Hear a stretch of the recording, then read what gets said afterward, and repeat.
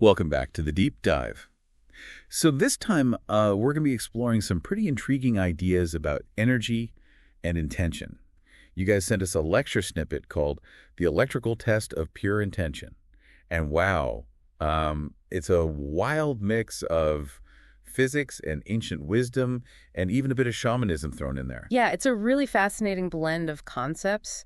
We're really diving deep into the idea that things like groundedness and pure intention might actually have a basis in physics, particularly in the way energy flows and interacts. Okay, I got to admit, the title alone has me hooked. Yeah. So where do we even begin with something like this? Well, the lecture starts by talking about something called longitudinal waves. You know how most of us are used to thinking of waves as going up and down like ocean waves? Right, or like radio waves, that sort of thing. Exactly. Those are transverse waves. But longitudinal waves are different. They move energy along the direction of the wave itself.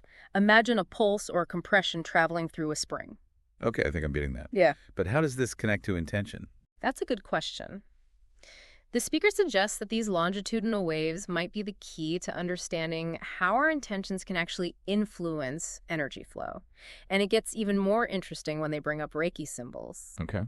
They propose that those symbols might act as waveguides for these longitudinal waves, specifically helping to initiate something called implosion. Implosion. Okay, now we're getting into some serious science fiction territory. What does that even mean? It's actually not as complicated as it sounds. Think of it like this. An explosion is energy bursting outwards, right? Implosion is the opposite. It's energy flowing inwards, concentrating at a single point. So you're saying that if we can master these techniques and create this implosion, we can potentially tap into a much deeper well of energy. Exactly. The speaker even uses this really fascinating analogy to illustrate this. They talk about the Decomo symbol in Reiki and compare it to the shadow of a cube embedded within a dodecahedron. Okay, now you're going to have to break that down for me. Those are some pretty complex shapes. Yeah, so imagine a simple cube like a dice nestled perfectly inside a dodecahedron, which is a 12-sided solid with pentagonal faces. The Decomo symbol, according to the speaker, represents the points where the edges of that cube intersect with the faces of the dodecahedron. All right, I'm kind of visualizing it, but what's the significance of this for energy and intention? It's all about the idea of groundedness and focus.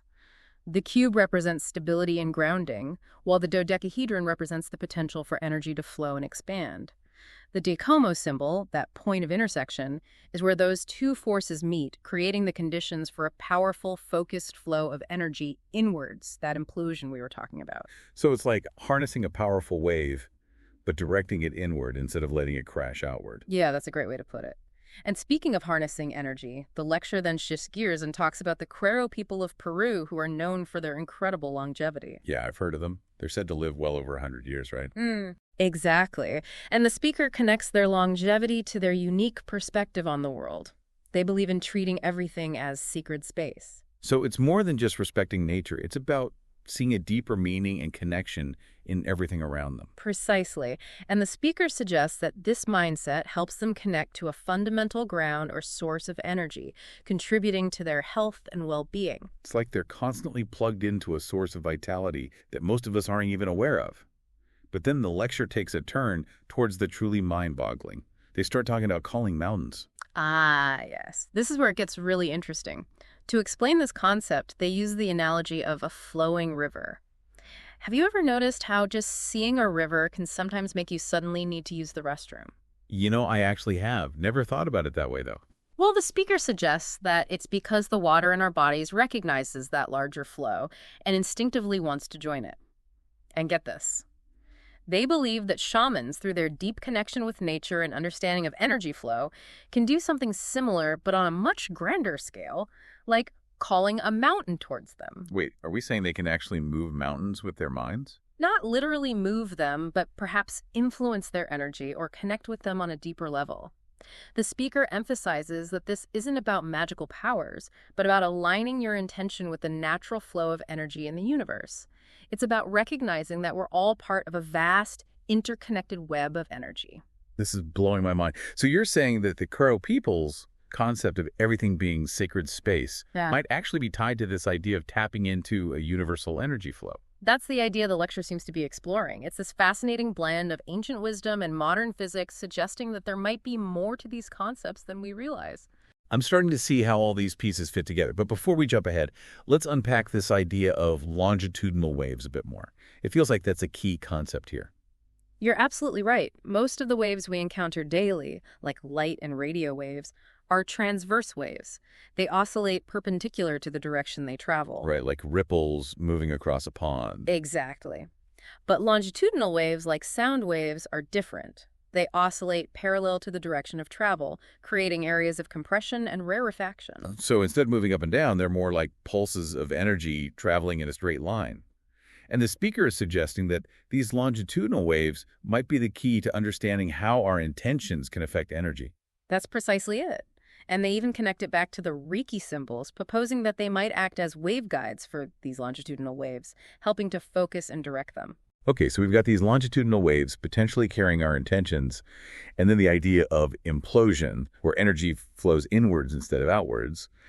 But how does all of this tie into the electrical test of pure intention? What does that even mean? Well, that's where things get really fascinating, and that's what we'll explore in the next part of our deep dive. So the electrical test mentioned in the lecture, it isn't about plugging yourself into a wall socket or anything like that.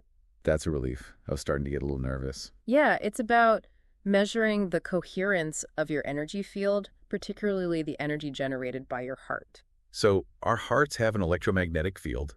Mm-hmm. I know the brain does, but the heart too.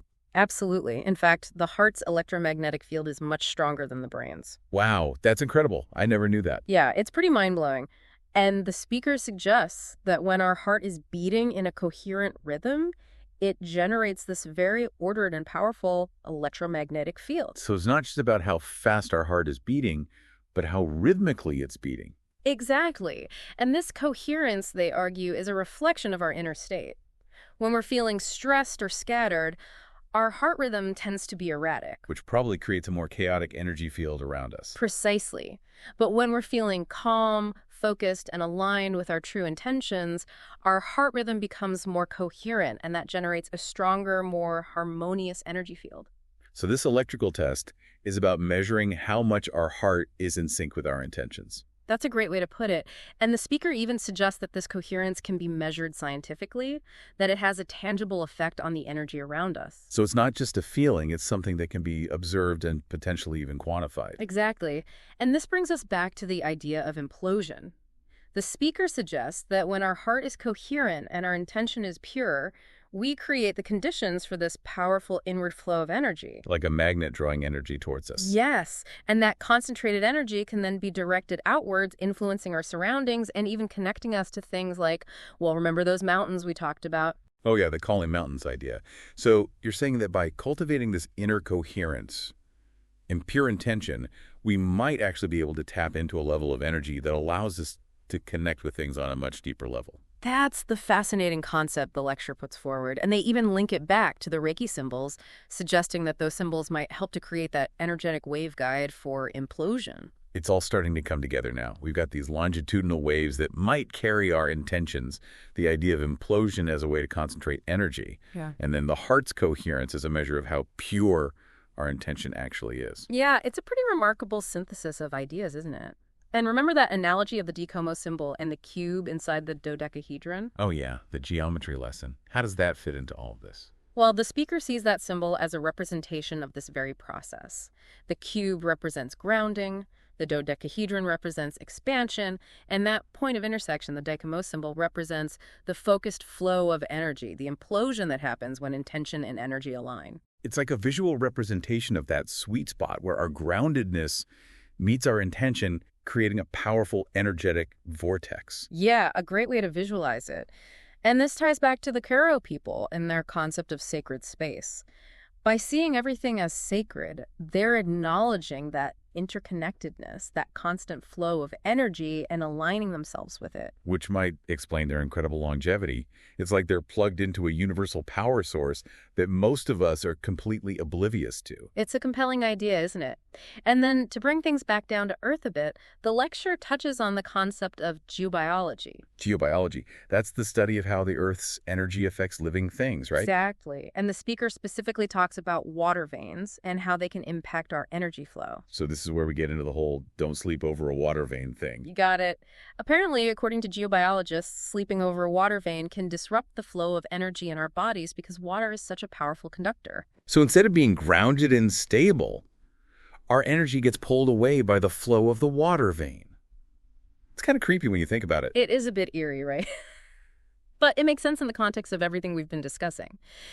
If our heart's coherence is key to generating a strong, focused energy field, then anything that disrupts that flow could potentially have an impact on our well-being.